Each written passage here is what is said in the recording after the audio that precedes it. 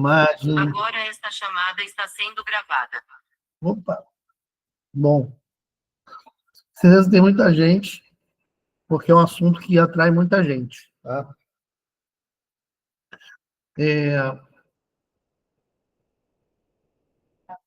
Para que a gente possa realmente dimensionar a proporção do problema relacionado à toxicologia do metanol, né? Dos problemas associados ao metanol, é preciso lembrar que a toxicologia é uma ciência extremamente complexa, né? E que a gente, para entender o porquê que o álcool que a gente consome normalmente na nossa vida, né? Que muita gente romantiza, tem muito comercial ainda hoje de cerveja, de drink, de uísque, de cachaça, que é muito romantizado pela sociedade, assim como o cigarro era antigamente, e hoje existem leis que proíbem. Por que que o álcool em grande quantidade ainda é permitido, né? Mesmo sabendo que é uma substância tóxica? E o metanol, mesmo numa quantidade muito inferior, ele é proibido, é tóxico, não pode ser consumido, e, consequentemente, quem consome, dependendo da quantidade e do momento e dos fatores, e aí é onde a gente já começa a falar, né? Dos fatores, né, específicos de cada pessoa, de cada organismo, porque a gente vai ver relatos de pessoas que tomaram uma quantidade ínfima do metanol e morreram, e outras pessoas que tomaram bastante quantidade e não morreram. Porque existem as questões relacionadas ao metabolismo de cada indivíduo, de cada organismo, tá? E aí, todos os fatores que a gente vem conversando em algumas outras palestras, sobre os fatores que alteram a biotransformação, serve para isso. Serve para a nossa palestra de hoje, né? Por quê? Quando eu digo que um idoso ou um bebê, ele vai ter um processamento, né? Uma biotransformação diferente de um jovem ou de uma pessoa saudável, ou uma pessoa com um imunocomprometimento, ou uma pessoa que vem passando por um estresse semanal, ou uma pessoa que vem passando por um problema pessoal, ou seja, diversas situações podem influenciar no agravamento ou do não agravamento dessa intoxicação por metanol e por outros agentes. Claro, gente, eu vou fazer sempre uma ênfase ao metanol, mas todos os agentes tóxicos, né? Mas hoje nós estamos falando de metanol, tá?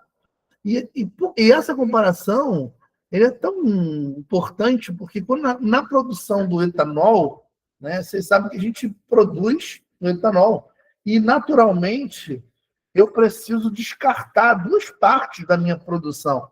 Uma produção ali que é a basal, né, que a gente chama de caudal da produção, é a que fica embaixo, depois de um processo de destilação, eu tenho 3 fases. A primeira fase é uma fase caudal, né, que é uma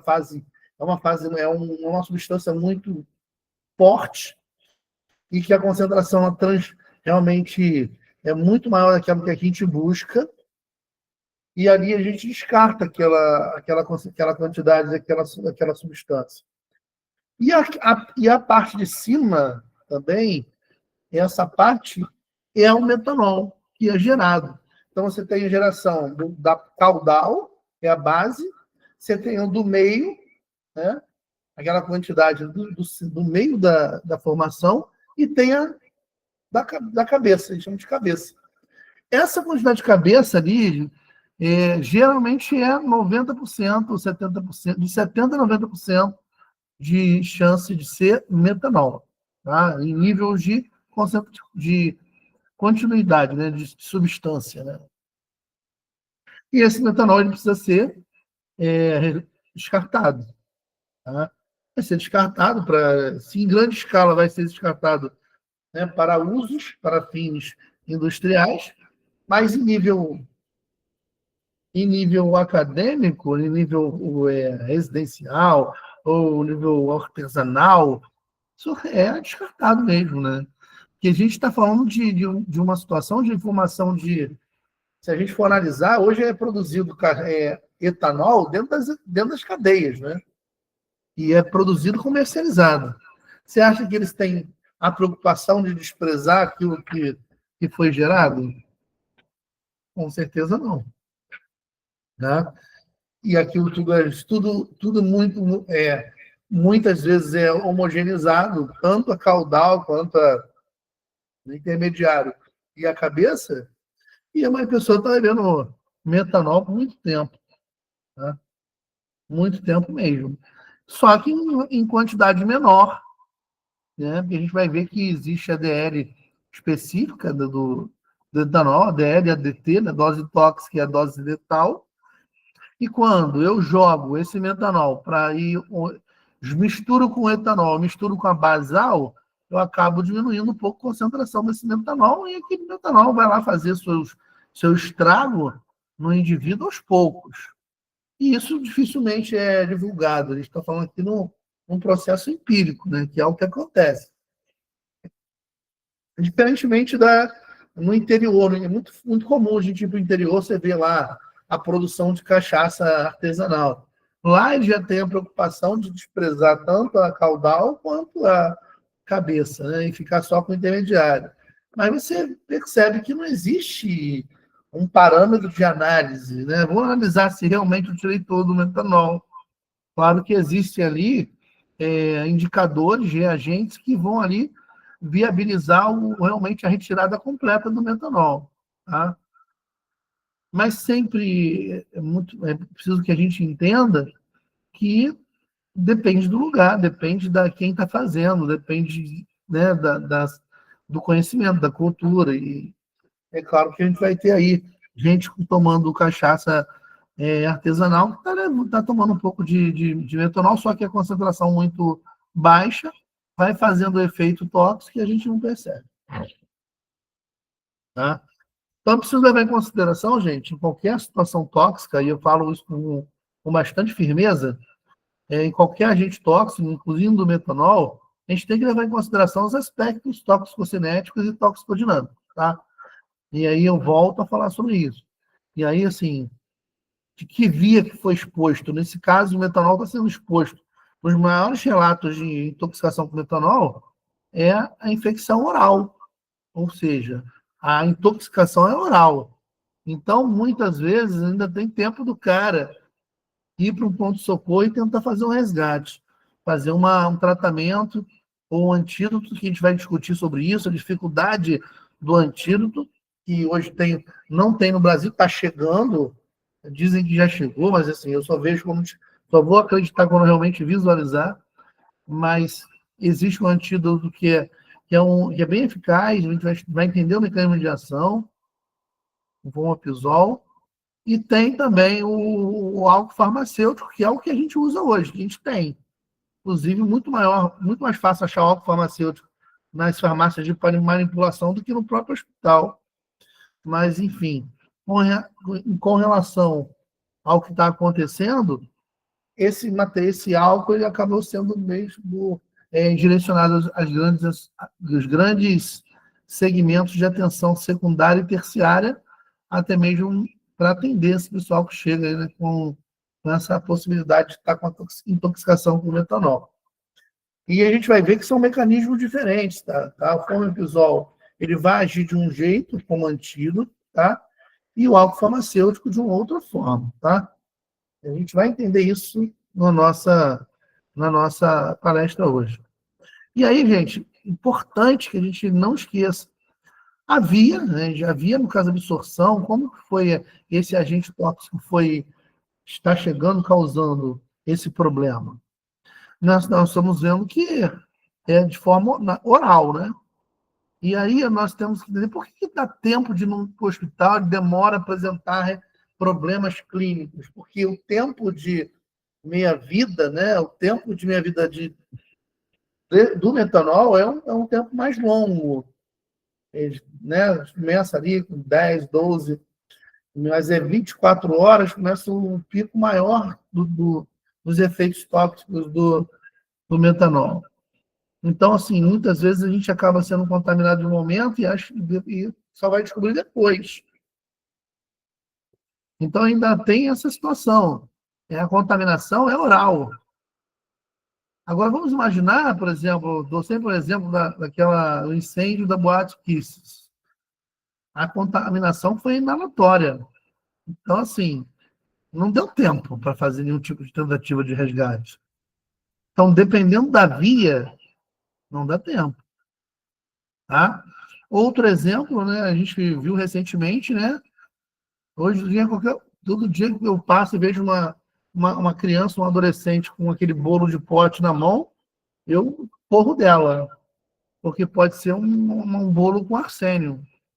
Então, assim, novamente, a via foi oral. Então, em alguns casos, foi possível ainda tentar resgatar aí, buscar né, fazer ali um resgate. Em outros não deu tempo. Mas a via facilitou. Nesse caso, foi amiga do problema. Agora, em casos de vias mais sérias, né, como intravenosa e inalatória, muitas vezes não dá tempo. Bom? Biotransformação e eliminação. E aí, acho que esses dois últimos que a gente vai guardar aí para nossa palestra. Peço vocês que guardem isso, né? Que a biotransformação é um segmento da toxiquinética muito importante para nossa palestra, principalmente porque é nessa fase que a gente tem ali um grande precursor da toxicidade do metanol.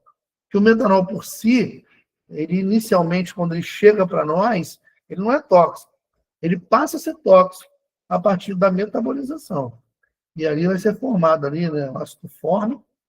Consequentemente, o ácido fórmico é extremamente tóxico e tem uma facilidade, né, de alcançar, passar pela barreira hematocefálica e trazer efeitos aí sistêmicos, né, acidose metabólica, enfim. Bravo, bravo, bravo, bravo. Diferente do álcool, que também vai ter sua toxicidade, né? Só que a toxicidade do álcool ele é mediada rapidamente, porque o mesmo metabolismo, né? O mesmo metabolismo que faz a primeira quebra, né? As enzimas que vão quebrar o álcool para, né, o objetivo de eliminar o álcool, ele naturalmente ele continua de forma aldeído, né? Acetaldeído. O acetaldeído é muito tóxico no sistema nervoso central. Por isso que a gente tem muita dor de cabeça, muita ressaca e tal. Mas, naturalmente, os processos enzimáticos começam a transformar o acetaldeído em ácido acético. O ácido acético ele não é um problema. Então, só é incômodo, né? Você tem um bafo de vinagre, um cheiro acético, em razão da bebida, da sua ressaca. Só que no caso do metanol não tem essa geração de ácido acético. E aí a situação complica. Tá? Então, assim, é importante a gente dimensionar, né, os segmentos da toxicocinética e, naturalmente, a toxicodinâmica, que é exatamente a ação. O que o ácido fórmico, juntamente com os seus metabólicos, vão fazer, de que forma vão fazer? Afinidade, né, ao nervo óptico, afinidade ao sistema nervoso central, afinidade em trazer manifestações clínicas sérias. Tá? Então, essas afinidades, que aí já entra para uma questão toxicodinâmica, traz consequências muito rápidas e muitas vezes esse intoxicado chega à morte. Tá? Vamos relembrar alguns termos, né? Um agente tóxico ou intoxicante é qualquer substância química capaz de causar um efeito considerado nocivo ao sistema biológico quando ele interage. Xenobiótico, qualquer substância química estranha no organismo, seja qualitativamente ou quantitativamente. Então, qual é a diferença desse agente tóxico para o xenobiótico? Que nem todo xenobiótico é um agente tóxico. Tá? O xenobiótico é uma situação, alguma coisa estranha que a gente internaliza. Mas nem sempre aquilo vai fazer um efeito tóxico para o meu organismo. Tá? Por exemplo, estou tomando aqui uma água com um sorrisal. Tá? Aqui tem substância E, naturalmente, ela não vai ser tóxica para mim. Isso é um xenobiótico, que é uma substância estranha ao meu organismo, mas ele não vai fazer uma manifestação tóxica para mim, então ele não é considerado um agente tóxico. Beleza?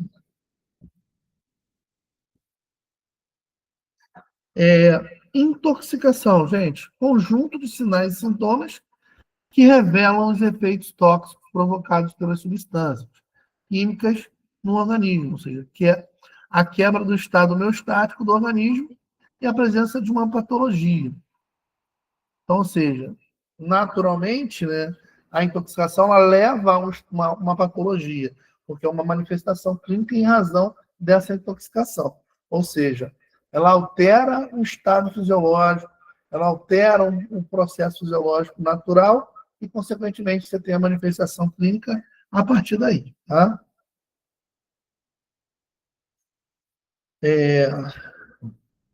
Passando aqui para a gente visualizar. Foi. Só abrir aqui para poder tirar. Gente, alguma pergunta até agora? Eu estou aqui no computador, não consigo visualizar nem perguntas, nem nada. Vou ver se eu consigo aqui abrir agora. Não, por enquanto ainda não. Tá tudo certo. Certo, né? Beleza. Então, gente, esse assunto, né, e as pessoas acabam não dando muito valor, né,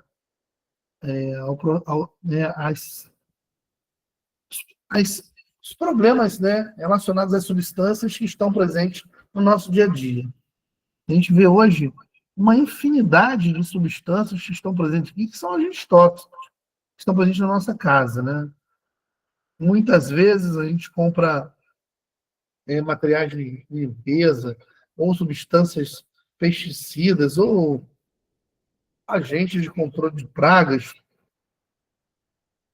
e acaba convivendo com essas substâncias no nosso dia a dia de forma tranquila, como se nada pode acontecer, sem imaginar que uma criança pode pegar um saco desse aí, achar interessante e botar na boca. Tá?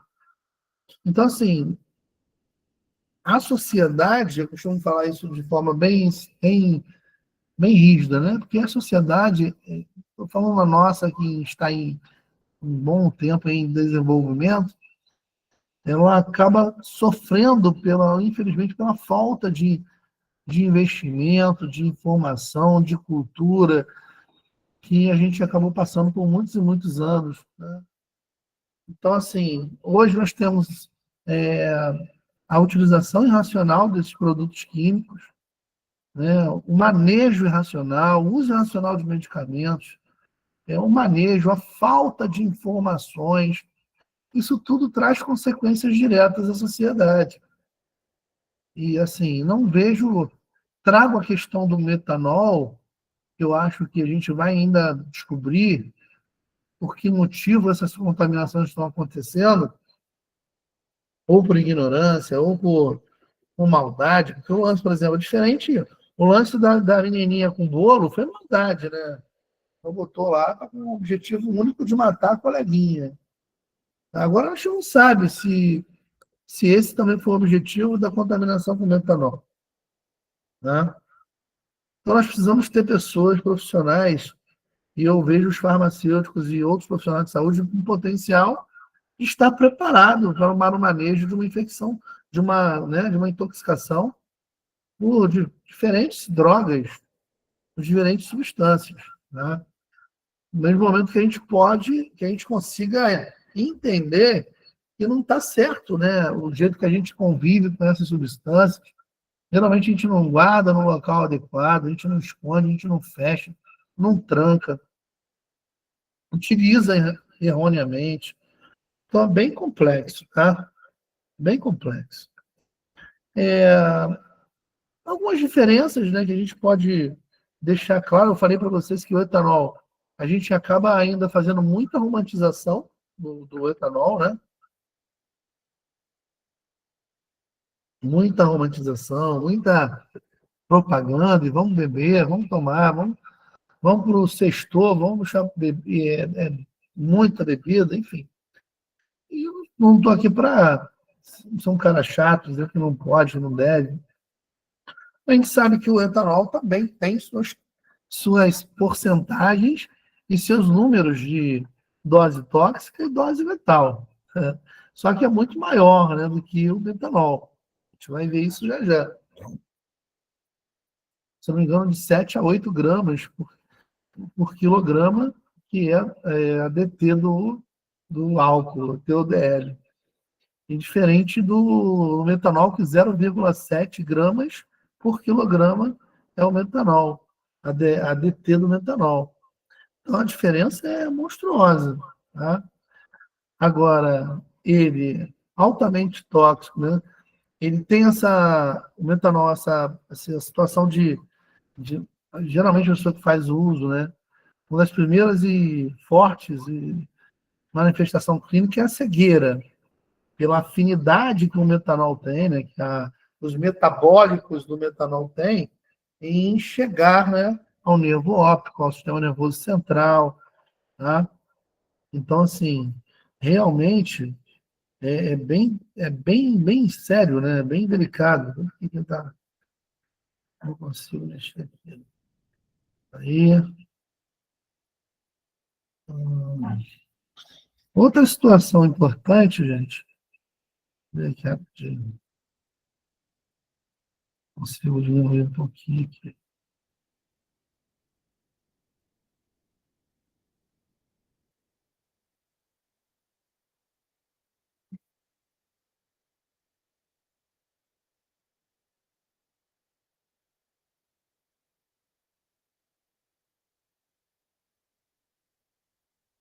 Aí, gente.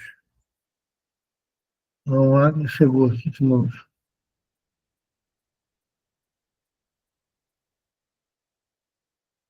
Pronto.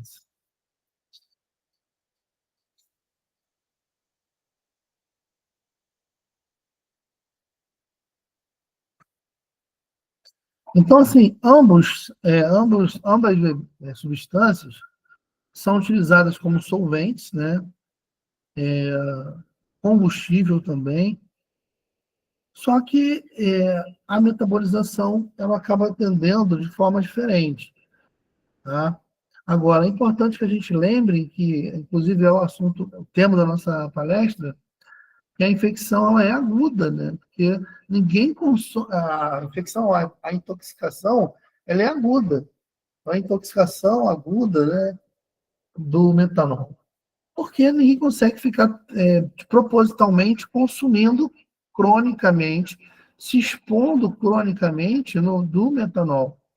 Ele é uma utilização acidental ou uma utilização mesmo de alguém que quer fazer mal, mas vai fazer mal ali, a pessoa vai chegar ao óbito ou não vai, e ele não vai ficar exposto mais. Tá? Porque a exposição contínua, isso daria como subcrônica e crônica. Nesse caso, dos relatos desses indivíduos que estão morrendo, né? E esses casos que estão aparecendo recentemente na TV, essa exposição é uma exposição aguda. Tem como diminuir mais? Para poder aparecer, né? Acho que é o zoom, né? Melhorou? Não sei se vai dar para ver. Valeu. Foi. E essa exposição, então, a gente já levando para o lado acadêmico, toda exposição ela é aguda quando ela é uma exposição a curto prazo, né? Você tem ali uma exposição que você não vai estar se expondo novamente, ou que se você fosse expor, vai expor, né, por um bom tempo. Agora, quando eu passo para subcrônico e crônico, são reincidências, né? Reincidências. É diferente do cara que está ali, lá na cadeia, por exemplo. Se cai uma questão dessa na prova, né? Uma prova de vocês. Nesse caso, lá nos centros prisionais, eles costumam fazer a destilação de resto de comida e eles fazem a destilação artesanalmente e tudo que é, né, destilado, eles não fazem a separação. Nesse caso, minha pergunta para vocês, essa exposição tóxica, essa intoxicação seria aguda ou crônica?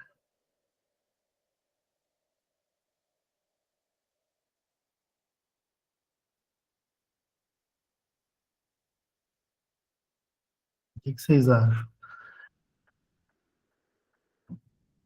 Então, aí né, na cadeia, vamos supor que a pessoa está fazendo a bebida, e aí, ao invés de desprezar a cabeça, ela, né, dilui junto com o restante da destilação, e aí os prisioneiros, eles compram aquela bebida não uma vez só, elas vão estar bebendo sempre. Então, se a exposição é contínua, aí eu entro para o nosso crônico, tá? Então, entra crônica, eu entendi até porque algumas pessoas botaram aguda, porque fez, tomou e morreu, né?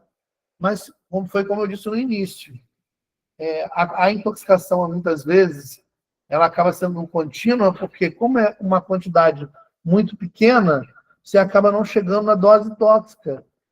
Ou melhor, chega a dose tóxica, você tem manifestações tóxicas, mas não chega a dose letal. E aí, quando você não chega à dose letal, a pessoa vai lá e toma de novo, vai tomando. Só tem aquele álcool ali, né? Se você não tem como comprar em outro lugar, só você está preso. Então, a tua exposição é crônica. Maravilha, gente? E o pessoal que botou aí aguda, né? Até entendi. Mas nesse caso aí seria crônica mesmo.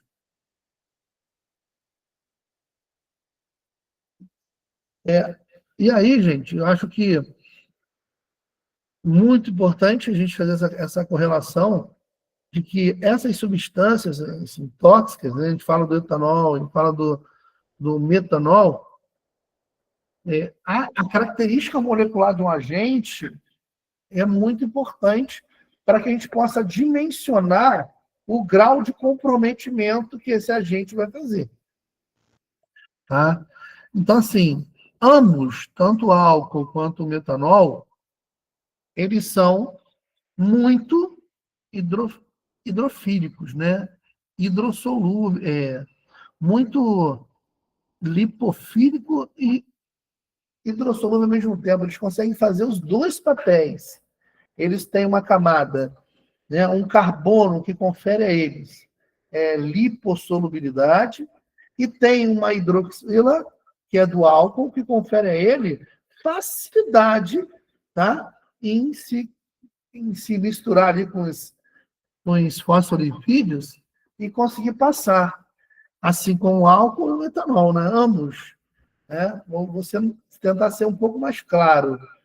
Eles são moléculas anfipáticas. Né? O álcool é uma molécula anfipática. Ela tem características polares e apolares, os que acaba conferindo a ambos a facilidade em atravessar as barreiras hematoencefálicas. Tá? Lembrando que moléculas lipídicas elas acabam tendo muitas vantagens, né? Muitas vantagens em passar pelo perfil lipídico das membranas.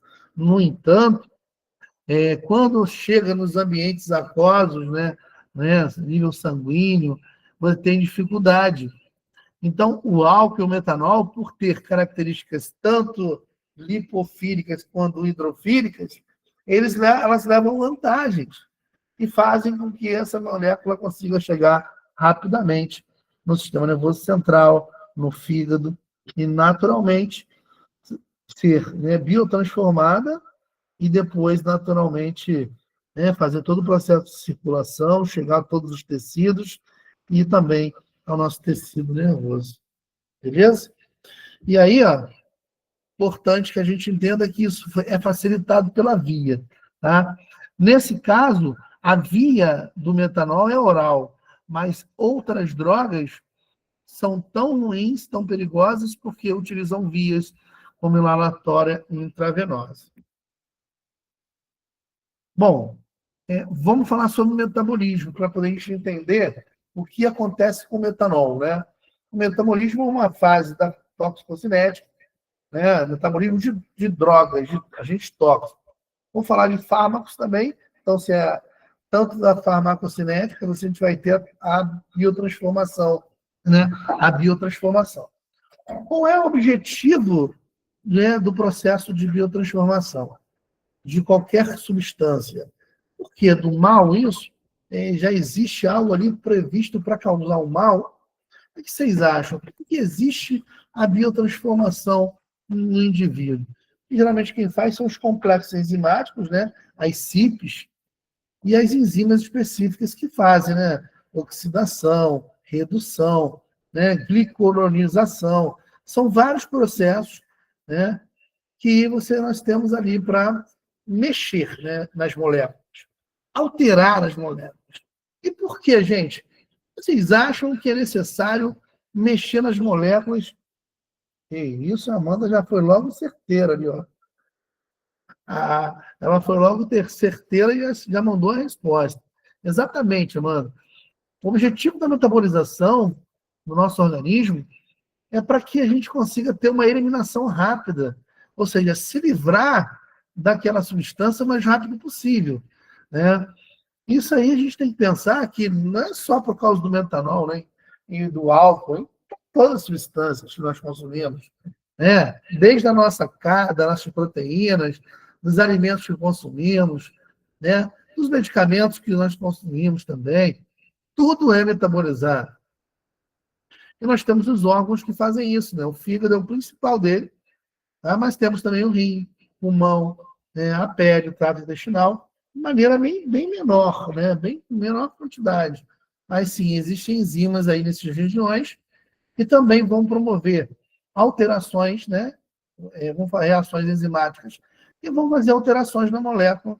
E, naturalmente, essa molécula vai exercer, ela vai sair de uma molécula mãe e se transformar em moléculas dos metabólicos, né? Moléculas alteradas, diferentes. E esse é o grande lance aí da metabolização do álcool e do metanol, tá? Já está chegando lá no local que eu quero mostrar para vocês. Mas, assim, metabolização, o objetivo é facilitar. Aí outra pergunta que eu faço a vocês. Após a metabolização, a tendência dessa molécula é estar mais lipídica ou estar mais aquosa? O que vocês acham? Aí, Amanda, não vale não, você está com o livro do lado aí, está com o IA aí do lado aí, você está esperta, né, amigo? Muito boa, parabéns. O objetivo é deixar essa molécula do jeito que a Amanda falou, né? Muito mais aquosa. Por quê? Porque para eliminar é necessário que essa molécula esteja com um perfil, né, polar, perfil hidrofílico, né? Por quê, professor? Porque vai ter todo o processo ali dos néfrons, né? Fazer a filtração. Então, o que vai filtrar? Eu sempre dou esse exemplo para os alunos, né? Se eu for filtrar uma substância, eu vou preferir uma substância lipídica ou aquosa, para ser mais rápido. Vou dar um exemplo para vocês. Se eu esquentar um café aqui e botar água quente, pura, e botar ali um óleo quente, o que vocês acham que vai filtrar primeiro? A água quente ou o óleo quente? Vai filtrar muito mais rápido a água quente. Então, assim, as substâncias, quando elas são metabolizadas, elas tendem a ser extremamente alteradas com o objetivo de torná-la mais polar, mais hidrofílica. Alguém ficou com dúvida disso? Está de boa, podemos seguir, né? Beleza. E nessas metabolizações acontecem, né? São duas fases que fazem isso. Fases que conferem polaridade, né?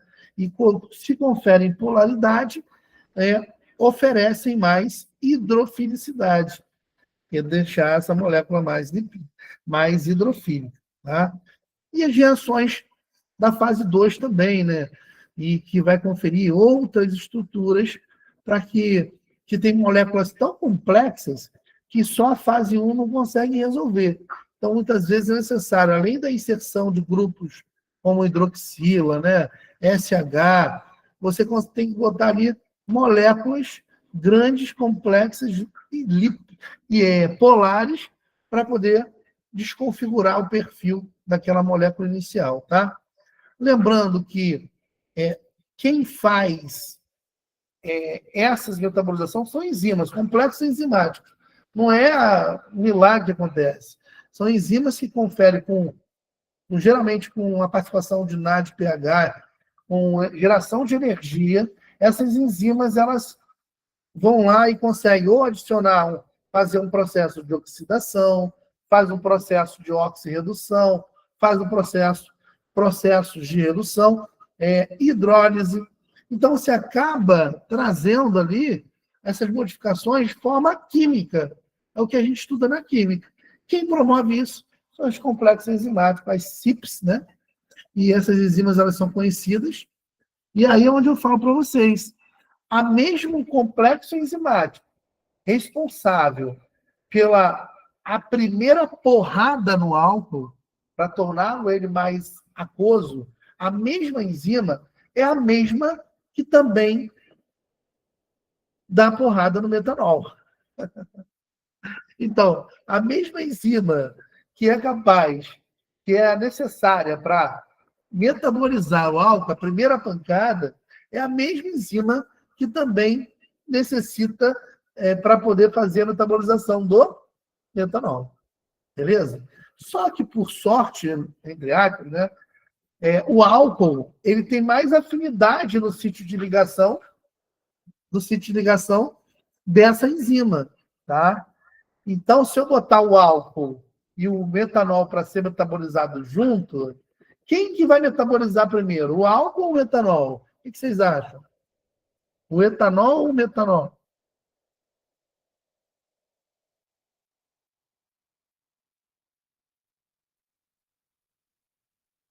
Muito bom, Alessandra. Primeiramente vai ser o nosso querido etanol, tá? Esse querido etanol. A álcool desidrogenase, essa enzima, é a mesma que vai fazer também a metabolização, né, do metanol.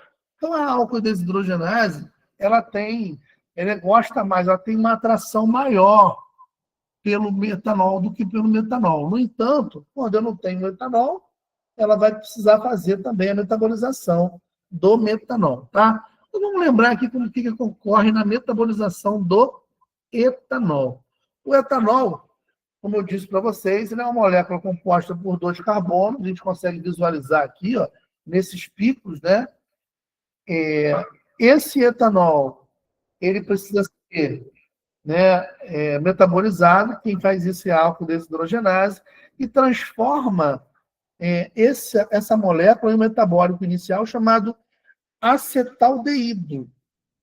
Tá?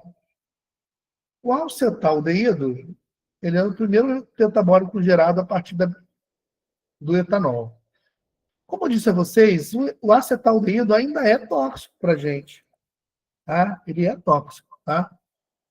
E nessa perspectiva, o que acontece? O acetaldeído, ele em grande quantidade, quando ele não consegue ser processado e metabolizado, ele acaba ficando em grandes concentrações, tá?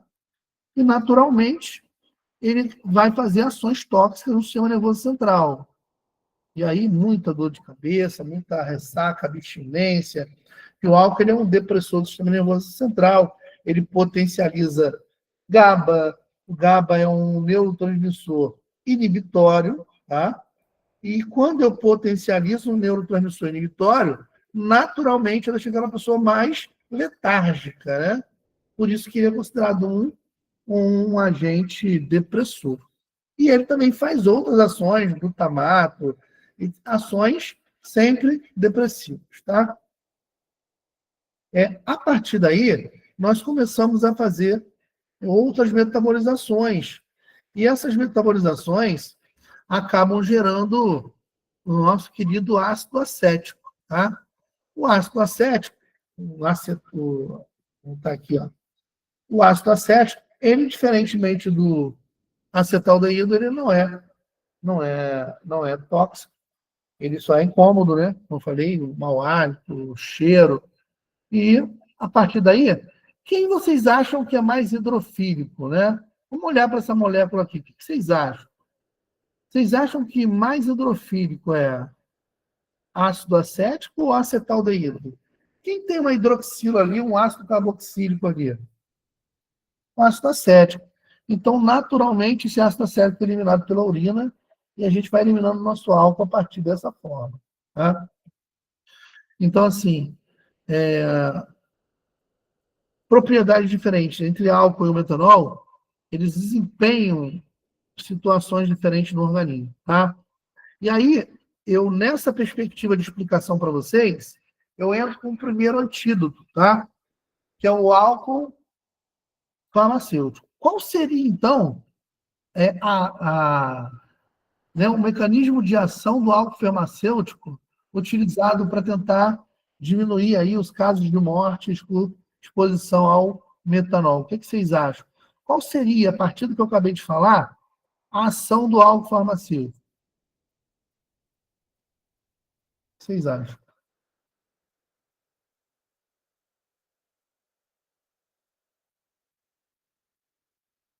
Disse a vocês agora há pouco que entre o metanol e o etanol, quem vai ser primeiro ser metabolizado? Vocês falaram agora que era o etanol. Então, esse é um motivo de a gente usar o álcool farmacêutico. Um objetivo de fazer com que o nosso complexo enzimático, a nossa biotransformação, ela dê lugar ao álcool farmacêutico primeiro, deixando o metanol por último, e nessa perspectiva, o metanol ele acaba não sendo metabolizado, uma grande parte dele, não é metabolizado e vai direto para ser eliminado. Claro, forçando um pouco mais o processo de eliminação, e ele acaba sendo eliminado. Porque você acaba dando um competidor.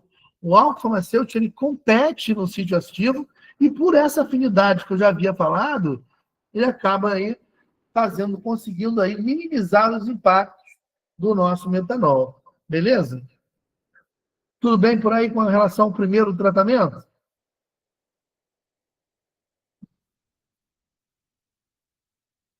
Eu escrevi aqui, sim, maravilha. Beleza. Então, disse a vocês que o álcool não é tóxico. Eu discordo, o álcool é tóxico, né? Só que a quantidade dele para fazer um efeito tóxico é muito maior. Por exemplo, a dose letal do álcool é 7 gramas por quilograma. Então, presente em todas as bebidas, o álcool usamos em combustível, enfim. Obtido por fermentação, né? E, naturalmente, vai ter suas manifestações clínicas, e aí seria a dose tóxica, né? Tonteira, dor de cabeça, mal-estar, enjoo, são manifestações tóxicas do álcool. Mas a dose letal dele é 7 gramas por quilo corpóreo. Então, consideramos isso uma grande quantidade para poder fazer um estrago no indivíduo. Já o nosso querido metanol, se vocês olharem aqui, ó, ele é altamente tóxico. A dose letal dele é 0,07 gramas. 0,07 gramas por quilo corpóreo. Então, assim, ele é usado como solvente nas indústrias e também usado como combustível na Fórmula 1. Tá? Então, assim, realmente é bem complicado, né? Então, vamos lá. Voltando, falando sobre a metabolização do nosso querido metanol. Então, primeira pancada, o metanol, quem vai fazer a metabolização dele? Nosso querido álcool desidrogenase, a nossa enzima, tá? E essa enzima, naturalmente, vai formar aí no nosso querido formaldeído. O nome já diz, né? O formaldeído usado aí nas cabeleireiras aí para alisar cabelos e outras situações, ele é extremamente tóxico, inclusive foi proibido aí de utilização direta, e as pessoas, para poderem fazer um tratamento na escova com formaldeído, precisava estar usando EPIs e EPCs, né? Então, assim, isso naturalmente é formado a partir da primeira metabolização do metanol para formaldeído. E depois a gente vai ter uma enzima também no nosso fígado, que é a formaldeído desidrogenase, que vai formar o formaldeído em ácido fórmico. E nessa formação tem geração de né, CO2 e água. Gente, o ácido fórmico, ele é extremamente tóxico. A gente já falou sobre isso. Ele tem facilidade de atravessar a barreira hematocefálica. Ele causa acidose metabólica e danos teciduais. Tem afinidade, né, para, né, os nervos ópticos. Então, causa cegueira. E as manifestações clínicas que a gente está conhecendo, tá? Que a gente está falando o tempo repetidamente. Então, é importante lembrar que quem vai fazer essa primeira quebra do metanol é o álcool desidrogenase. E lembrem, a mesma que, se vocês olharem, a mesma que faz a metabolização do etanol é o álcool desidrogenase, tá? E aí, quem vai fazer, né, a metabolização de acetaldeído, né, para acetato é a aldeído desidrogenase. Diferentemente, é uma enzima específica para pegar e transformar o aldeído no acetato. Isso não acontece no metanol. O metanol ele acaba formando o formaldeído em ácido fórmico. Tá? O fio da enzima desidrogenase converte metanol em formaldeído e depois em ácido fórmico. Isso, gente, já é o nosso problema, né?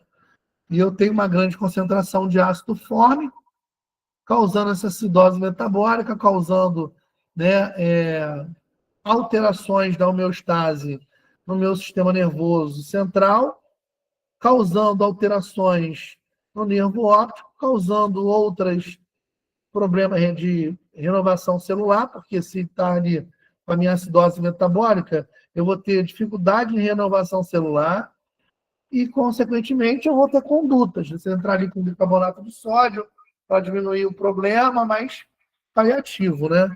Paliativo. Fornecer muita... Se eu não tiver o competidor, né? E aí, vamos lá. Minha pergunta a vocês. Eu não tenho um álcool farmacêutico no meu hospital. Chegou lá uma vítima de metanol. Eu não tenho nem esse e nem o outro medicamento. Eu ainda não falei o nome. O que vocês me sugerem? O que eu faço com esse indígena? Hã? Vamos deixar o indivíduo partir ou vamos fazer uma outra coisa? O que vocês acham?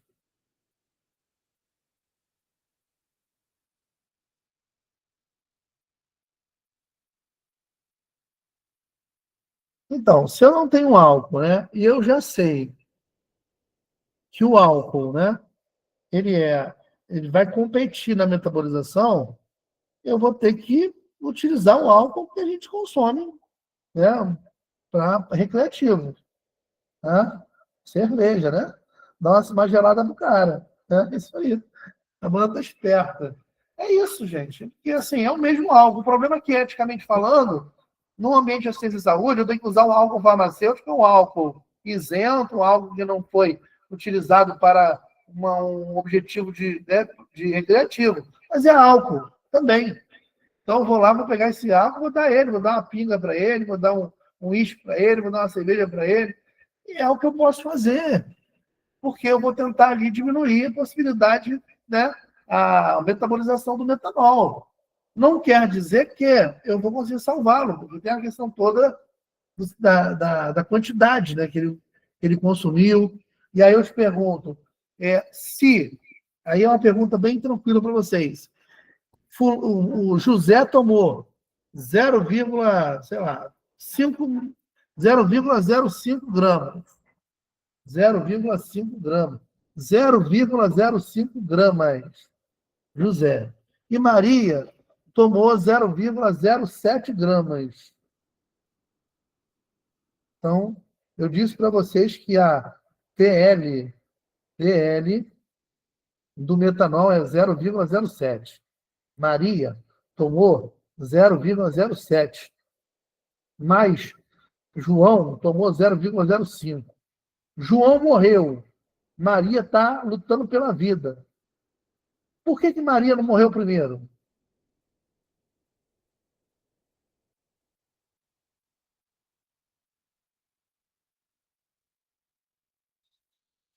Porque ela é mulher.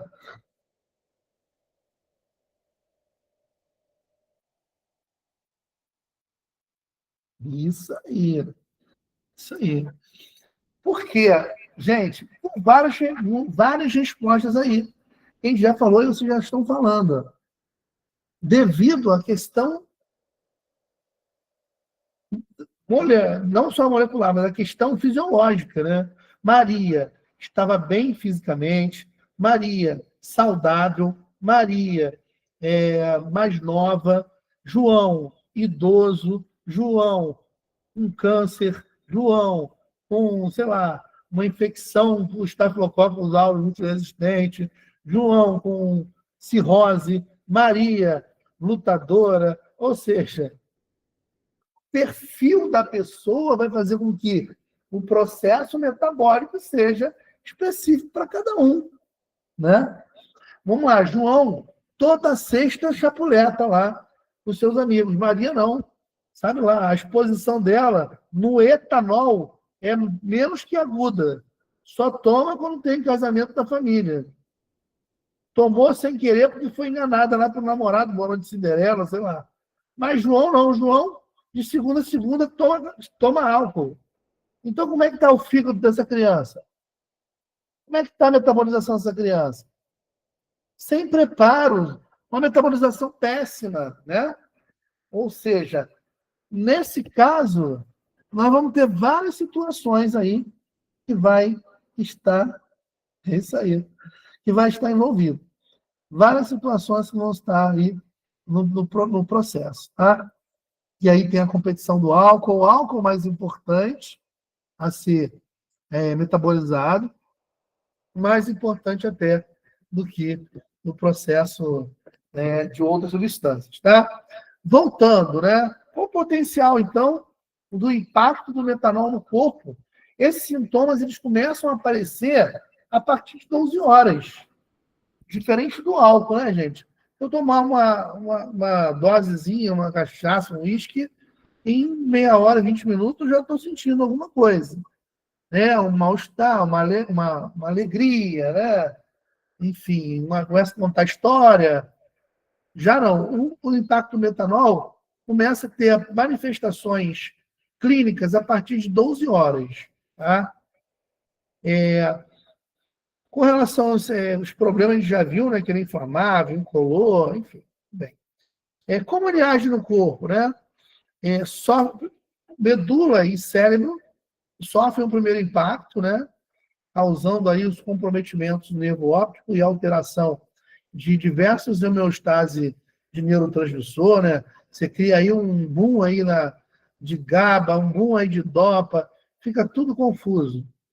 Nervo óptico pode ser lesionado, então, pela afinidade ao nervo óptico, você tem ali uma lesão do nervo óptico causando ali uma cegueira que geralmente é permanente, tá? É irreversível. Sangue fica ácido, porque tem acidose metabólica, né? Também afeta os pulmões, insuficiência respiratória, falência renal no rim. Fígado transforma metanol em substância tóxica, a gente já falou. Maravilha, gente, os problemas aí do nosso querido metanol. Tá? Sintomas, chegou no hospital, alterações de consciência, tontura, vômito, cólicas abdominais, confusão mental, visão turva, cegueira, coma, morte por falência de múltipla dos órgãos. Essas são as manifestações aí que a gente tem que estar observando. Beleza? Meia-vida do metanol varia de 2,5 horas a 87 horas. Vai depender muito ali da concentração sérica e da administração do antídoto. Tá? Efeitos no organismo, a gente já falou, né? Cegueira, morte por acidose metabólica, você não tem regeneração celular. O formaldeído também é tóxico, além do ácido fórmico, o formaldeído também é tóxico, é reativo, danifica as células. O ácido fórmico inibe a cadeia respiratória, causando falta de energia celular. Beleza. Para monitorar, nós vamos ter aí que diluir o etanol, né, para poder fazer aquela competição, como eu disse a vocês. Bicarbonato de sódio em bomba, para poder combater ali essa acidose metabólica, né? Tentar manter o cara vivo, né? Diagnóstico, aí a gente pode fazer gasometria, para indicar acidose metabólica, dosagem sérica do metanol, se estiver disponível, acho muito difícil ter, né? Porque não é comum ter nos segmentos de atenção secundária e terciária, não tem, principalmente primária. E tomografia do crânio, para avaliar as possíveis lesões, né? E nos casos graves. Está acabando nosso tempo? Está tocando? Não, doutor, só queria tirar uma dúvida. Mano. A respeito dessa dosagem sérica de metanol, como que é feita essa dosagem? Então, assim como existem lá parâmetros de reagente para você dosar IgG, IgM, você tem ali também marcadores para o metanol e outros agentes. Só que você precisa preparar as máquinas, calibrar as máquinas para isso. E como não é uma coisa comum para nós, não tem isso. Você acaba não tendo isso no ambiente hospitalar. Você precisa equilibrar esses equipamentos para fazer a avaliação. É como se fosse mesmo um processo de reagente. Você colocou ali, faz separações, e a partir dali você coloca ali reagente para fazer essa diferenciação. Só que não é comum, não é fácil de achar, assim como o antídoto, né? O fomepizol, você não vai achar, porque não é comum. Não é mais comum lá fora. Agora está sendo obrigado a trazer para cá. Entendeu, amigo?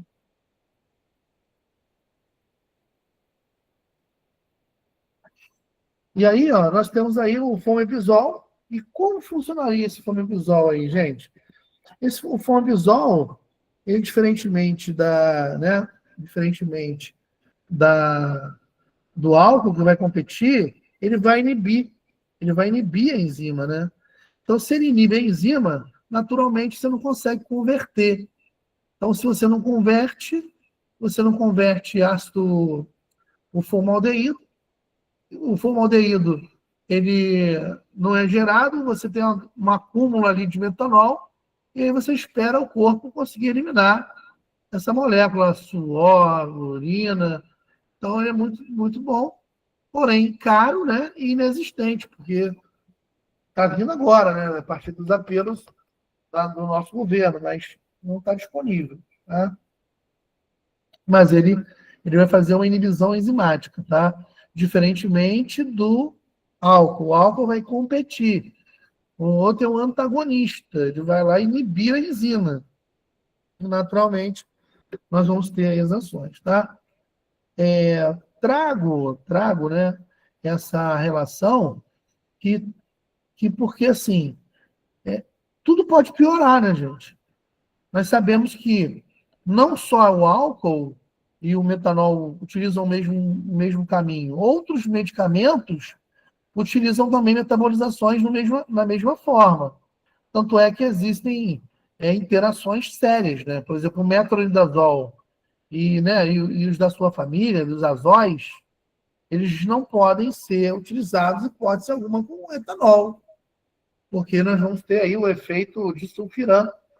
Quem não sabe o efeito de sulfiram, o sulfiram foi um tratamento para o alcoolismo que tinha do seu mecanismo de ação a inibição da enzimática, assim como o fomepizol, né? Ele inibia a enzima e o álcool não era metabolizado. E aí você ficava com aldeído ali em grande quantidade, o cara ficava louco, sofrendo, e ele parava de usar o álcool pelos sintomas. E esse efeito de sulfiram, que acumulava esse acetaldeído no sistema nervoso central, trazendo aí neurotoxicidades gravíssimas e as crises, né, fortes de abstinência, tremor. Tá?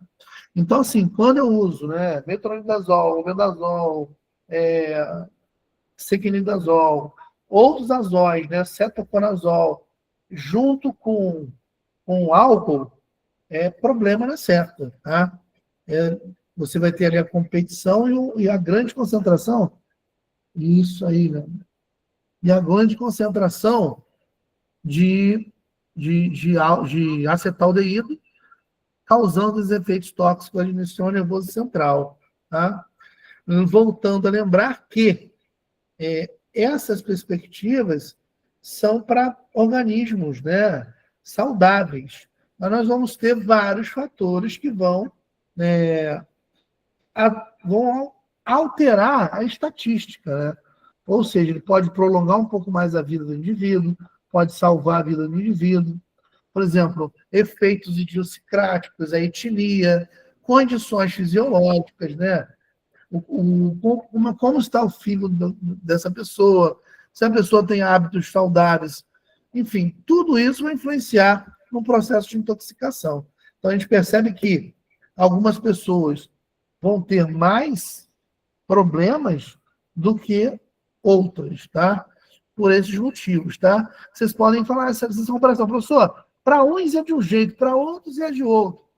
Por quê? Exatamente por isso, porque as pessoas, elas metabolizam as drogas de forma diferente, tá?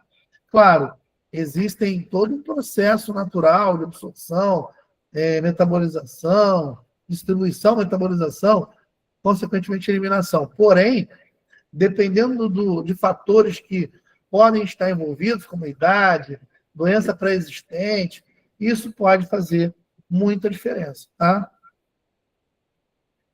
Tem vários artigos interessantes, gente, que eu sugiro para vocês aí dar uma lida. Esse aqui, né, mostra aí, né, como esse etanol é processado e a partir de como a gente consegue observar as alterações tóxicas do álcool, que a gente não considera tóxica, né? Porque é tão comum o cara tomar uma cerveja, tomar uma bebida, deu uma tonteira, deu uma dorzinha de cabeça, né? E aí você acaba romantizando isso. Mas isso nada mais é do que efeito tóxico, né? Se te deu tonteira, é porque mexeu em algum local que não era para ter mexido, né? Mudou alguma homeostase, um equilíbrio que não era. Então, nós temos aí esses dados que mostram ali, a partir de 3 horas de consumo de álcool, a partir de uma concentração específica de consumo, o que é alterado, quando chegaria na dose tóxica, quando chegaria na dose letal, no caso do álcool, do etanol, diferentemente do metanol, ele é muito mais rápido, tá? O efeito do álcool, como a gente já conversou, ele é extremamente depressor, né? Ele vai ter ação no GABA, ele aumenta a ação do GABA. Lembrando que o GABA-aminobutírico, né, é um neurotransmissor inibitório. Ele é um dos caras que regulam a pessoa para ele não ficar eufórico, né? É um regulador, né? É um regulador. Ele acaba não ficando eufórico. Tá terminando o link aí, Carlos? Para aqui para poder entender. Carlos está falando. E aí, Carlos? Nosso link. A gente vai seguir nesse até o final, tá bom? Ah, tá. Beleza. Mas temos tempo ainda? Temos sim. Maravilha. Então, gente, essas ações, fala alguma coisa de link. É porque vai mudar o link daqui a pouco, e aí está disponível aí, o Carlos já deixou disponível em vários lugares o novo link. Mas a gente vai seguir nesse, não vai mudar não, tá? Vai não, né? Ah, que bom. Não, vai seguir até o final nesse mesmo link aqui da sala. Ah, maravilha. Vê se alguém escreveu alguma coisa que eu não vi.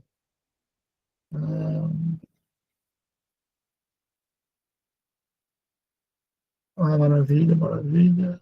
Beleza. Então, gente, isso é muito importante, né? Eu trago até um slide que eu projeto aqui, que eu considero o álcool e também naturalmente o metanol psicofármacos, tá? São moléculas que vão agir no sistema nervoso central e vão alterar um processo fisiológico. No caso do álcool, ele é um processo bastante bem complexo. Ele não altera somente. Ah, sim, eu tinha tirado o slide. Tá vendo?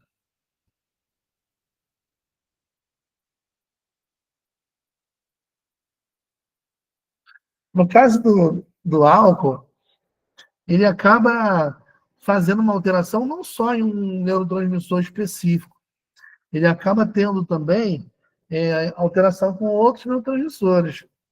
E aí ele potencializa. Então, imagine, o cara que toma um benzodiazepínico que já altera ali a quantidade de GABA, que já faz aumenta, potencializa um neurotransmissor inibitório, e o álcool também é inibitório.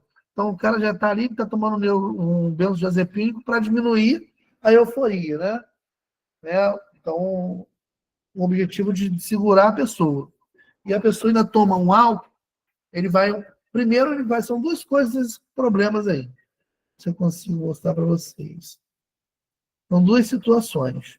Primeiro, eu vou ter alguém competindo no meu medicamento, que vai fazer uma potencializar GABA, que é inibitória. E aí, esse mesmo medicamento, vou botar aí botar um clonazepam, mas tem outros, né? Bromazepam, benzodiazepina da vida. Só que ele precisa ser metabolizado, né? Para poder. Só que se eu bebo junto, o que vai acontecer? Se eu tomo etanol, o etanol também é metabolizado. E aí eu paro de metabolizar o meu benzodiazepínico para metabolizar o álcool. E eu ainda potencializo a ação inibitória do GABA, ou seja, potencializa a presença de GABA pela ação do álcool, é o mecanismo de ação do álcool. Além disso, eu faço com que o meu Rivotril, o meu benzodiazepínico, permaneça mais tempo em nível sérico. Porque se eu não tenho tempo para ser metabolizado, lembra que eu falei que o álcool ele tem muita afinidade para ser metabolizado? Então ele faz com que outras drogas permaneçam mais tempo agindo.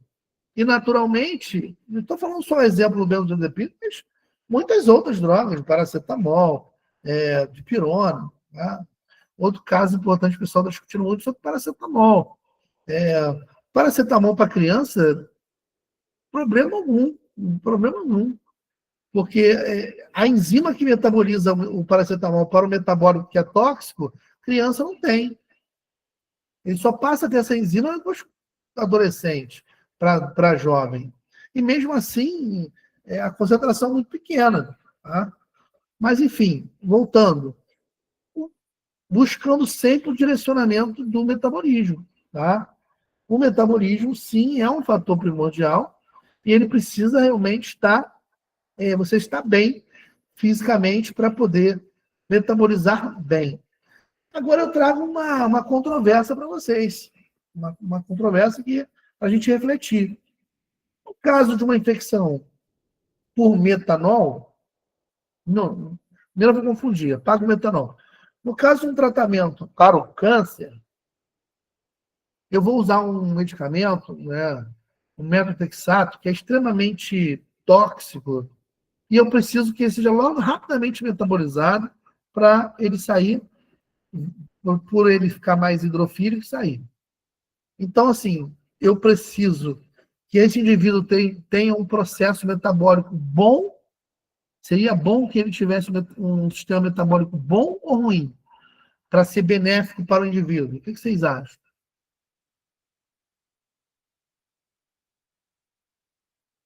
Bom, né? Sim, porque o metotrexato é tóxico demais, né?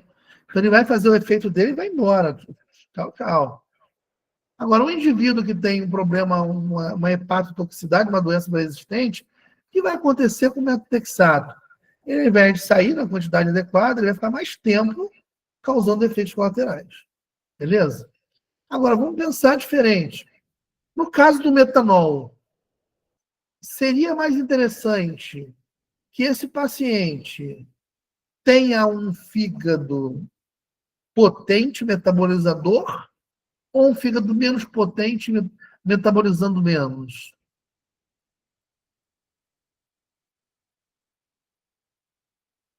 Isso aí, Amanda. Amanda tá ligada, né? Com menos potência, né? Então, assim, nesse caso, como eu sei que eu quero evitar a metabolização do metanol, para que haja tempo dele ir embora via, né, fora fígado, Se eu tiver um comprometimento metabólico de biotransformação, melhor. Por isso que entra a ideia do álcool, né, farmacêutico, do álcool para competir, fazer com que a metabolização seja diminuída. Então, essa é a perspectiva do que a gente precisa falar, né? Então, deixa eu ver se eu consigo aqui, ó, voltar aqui.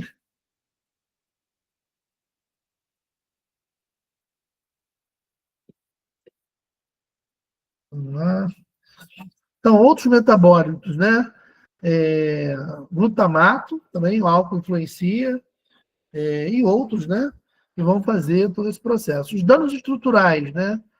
No cérebro, você tem ali a ação crônica, que é diferente do metanol, né? O álcool, o meu consumo todo sexto eu tomo de cerveja, tomo cachaça, tomo vinho. Aí a minha exposição não é aguda, tá? Minha exposição é crônica. Ou subcrônica, dependendo do nível do alcoolismo aí do cara. Mas, em geral, essa exposição é crônica, tá? E aí nós temos aí diversos problemas. O abuso crônico pode reduzir o volume, né, de áreas cerebrais, microcefalia, né? Então já existem estudos que relacionam a diminuição do cérebro pela presença de muita quantidade de álcool, tá? Se eu consigo descer mais aqui. Conseguiu, não? Peraí.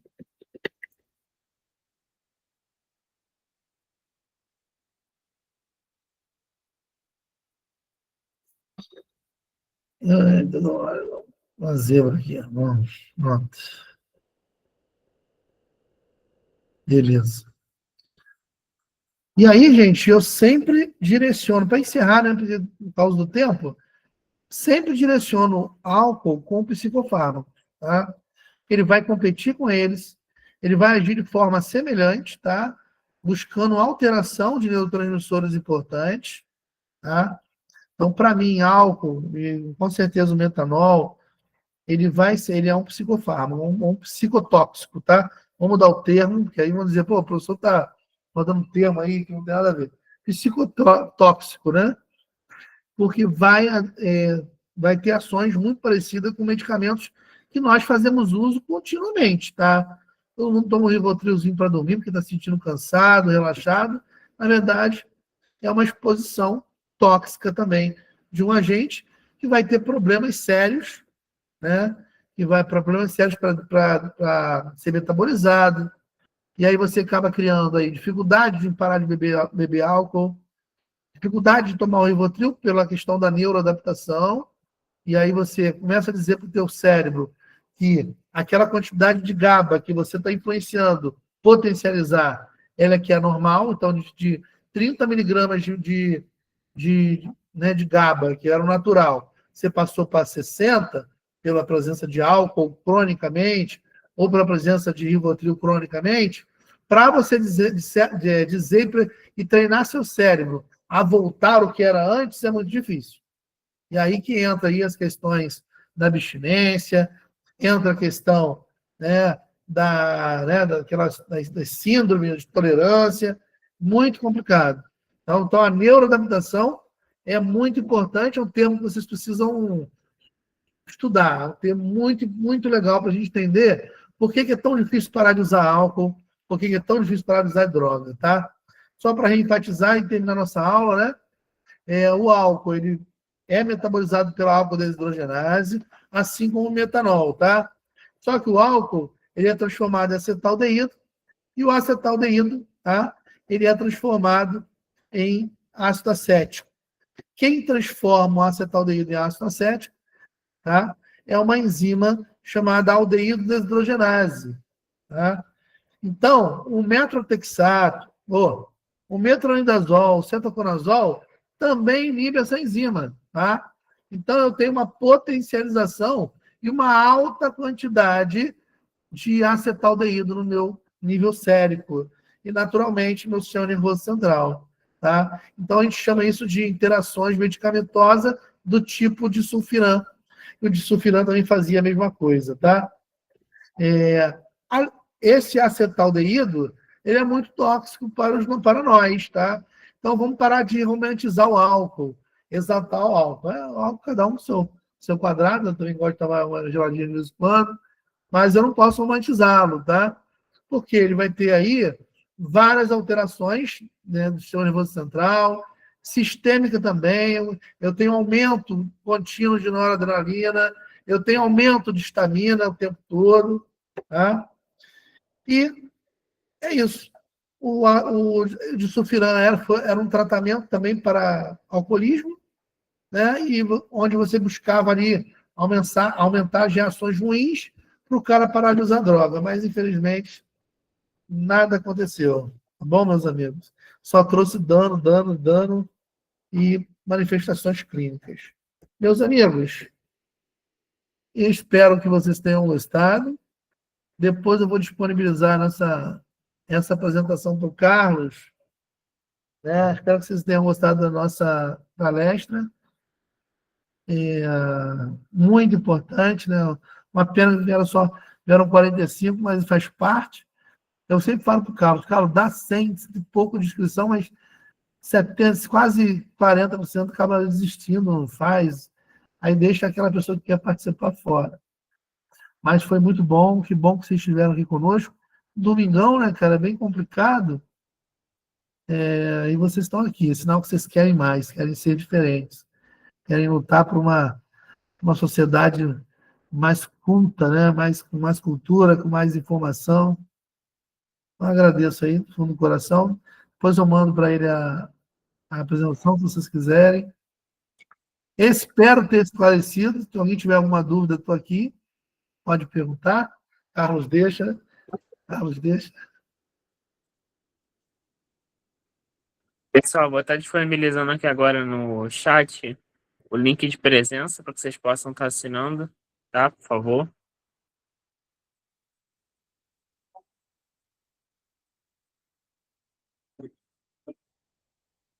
Valeu. Eu vou estar disponível um livro, meu livro de toxicologia clínica e social e forense. Aí vai ter muito sobre isso. Aí eu vou disponibilizar para o Carlos, que manda para vocês. Tá bom? Claro, com certeza. Vou mandar para o Carlos. Carlos, meus amigos querem o PDF da apresentação. Aí eu vou Tá ótimo. A gente já tá com um grupo no WhatsApp, eu não sei se todo mundo aqui já entrou, onde a gente vai compartilhar depois da apresentação, tá? Pode encaminhar lá. Maravilha. Tá aqui o link de novo. Isso, Carlos. Esse é o link do grupo. Isso aí. E vou reforçar aqui o link de presença para quem não assinou. Quem já assinou, não precisa assinar mais. Só reforçar aqui o link. Deixa eu só botar aqui o link de presença para não perder.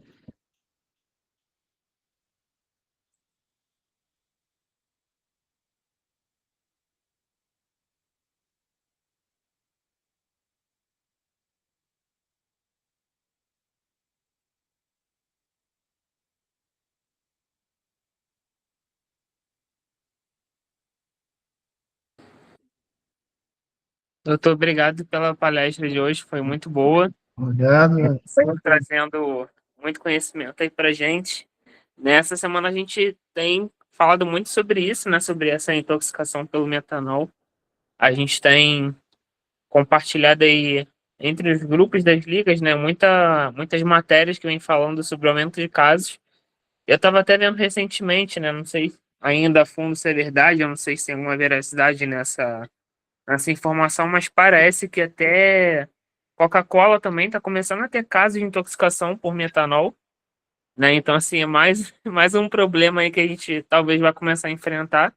A gente ainda não tem informação, certeza dessa matéria que saiu, né? Se realmente tem veracidade nisso, mas a gente vai continuar buscando e trazendo essas informações. Bom, legal, meu amigo. Da Coca, vou ficar muito triste. Vou É ficar Coca-Cola? É, muito, Coca-Cola não, aí já ficou muito, difícil. mas eu acho que, assim, aquela história do bolo também o Arsênio, também. Sim. Então, não duvido nada de gente do mal para botar alguma coisa ali dentro. Entendeu? Tem que ficar atento, né? Muito É atento, isso aí. muito atento. Mas assim, a gente vai evoluir muito depois isso aí acaba entrando como um aprendizado, né? Você vê que agora o antídoto está chegando, mais medicações vão estar nos hospitais, porque a gente não tinha nada disso. Chegou lá, era morrer. Ou esperar que o metabolismo dele ajudasse. Mas agora, com essas alternativas terapêuticas, tem mais chance de sobrevida, né? Exatamente. Mas assim, estou disposto. Se precisar, sabe que a minha essa área de toxicologia, microbiologia clínica, farmacologia, são coisas que eu trabalho, né, diretamente na minha linha de pesquisa, né? Então, é um prazer estar sempre com vocês aí, tá bom? Tá ótimo, doutor. Muito obrigado. Nada, fica com Deus aí. Abraço.